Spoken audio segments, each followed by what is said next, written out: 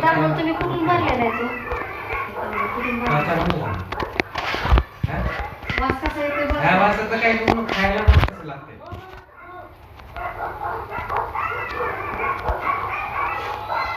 हे बसले की बघा कसा वास येतोय. आज पहिला आणलेला मी आणलेला मग तोच आराडा तांदूळ.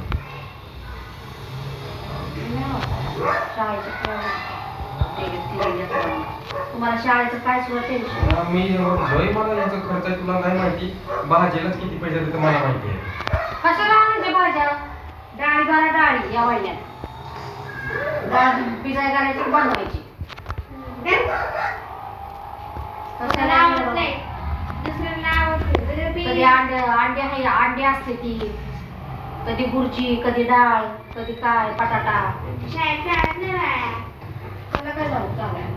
लोक बिर्याणी आणतात. मित्र मी रोज बिर्याणी आणतोय कधी मध्येच.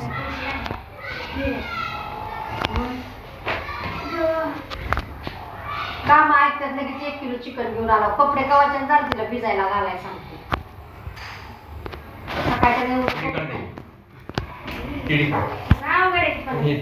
बस माणसं बसत किती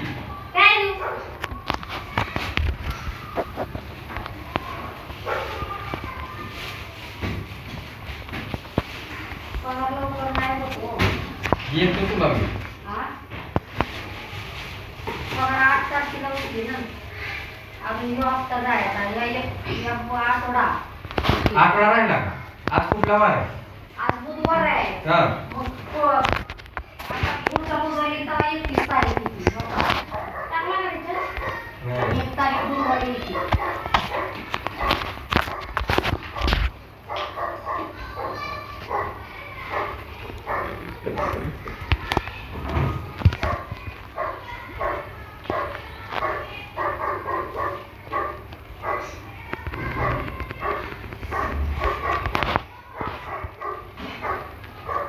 काय करतो बाबा असं?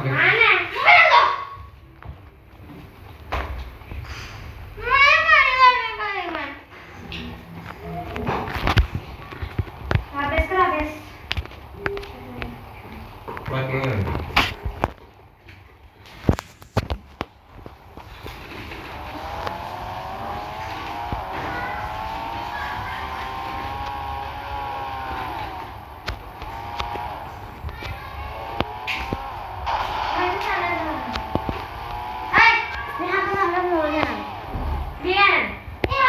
मुख्यमंत्री असताना देशमुखांनी गिरीश महाजनांवर मोर्चा लावण्यासाठी जळगावचे तत्कालीन पोलीस अधीक्षक प्रवीण मुंढेंवर दबाव टाकल्याचा आरोप आहे. विजय भास्करराव पाटील यांची गिरीश महाजनांविरुद्ध तक्रार येण्याआधीच अनिल देशमुखांचा फोन आल्याचं प्रवीण मुंढेंनी सांगितलं. विशेष सरकारी वकील प्रवीण चव्हाणांनी सांगितलं की देशमुखांचे आदेश आहेत की गुन्हा दाखल करा. घटनाक्रम जळगावच्या हद्दीतला नव्हे तरीही गृहमंत्री देशमुख धमकावत असल्यानं गुन्हा दाखल केला.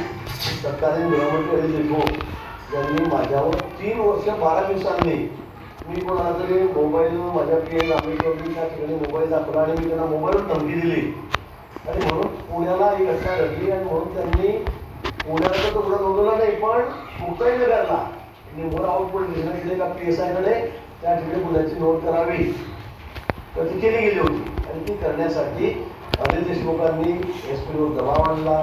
त्या केसला मोका लागू होता म्हणून त्या केसमध्ये मला टाकायचं होतं. मलाही मोका लागेल हा त्या मागचा हेतू होता आणि म्हणून खोटी कंप्लेंट त्या ठिकाणी दाखल करण्यात आली होती. ऐन विधानसभा निवडणुकीच्या तोंडावर आरोपांची जुनी फाईल वर आली, ज्यात अनिल देशमुख आणि फडणवीस आमने सामने आले. Bureau report.